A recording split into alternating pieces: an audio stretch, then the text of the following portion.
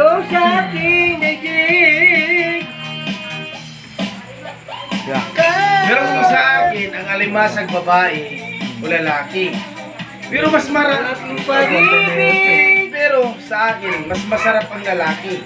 Kasi yung lalaki, matamis yung kanyang puto.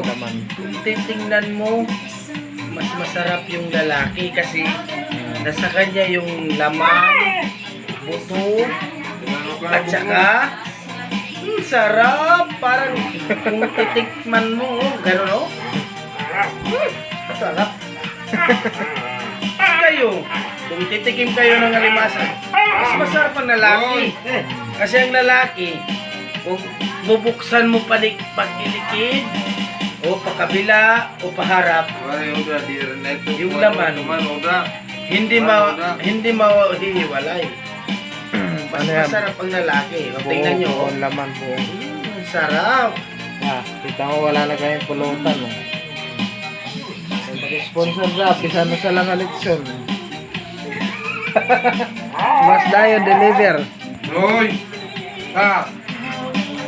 Wap, di mo na. Tapos Pero ito, tingnan nyo, babae ito. Babae nga limasag. Pero kung bubuksan mo to, ang laman niya, maliit.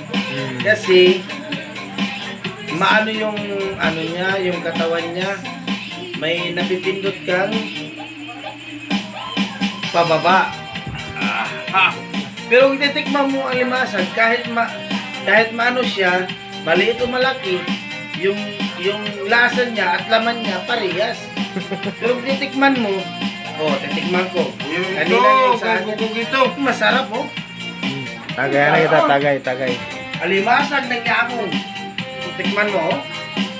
Kayo mga kasama, mga ano, tikman nyo. Ang alimasag ng yamon mas masarap. Pero nasunod.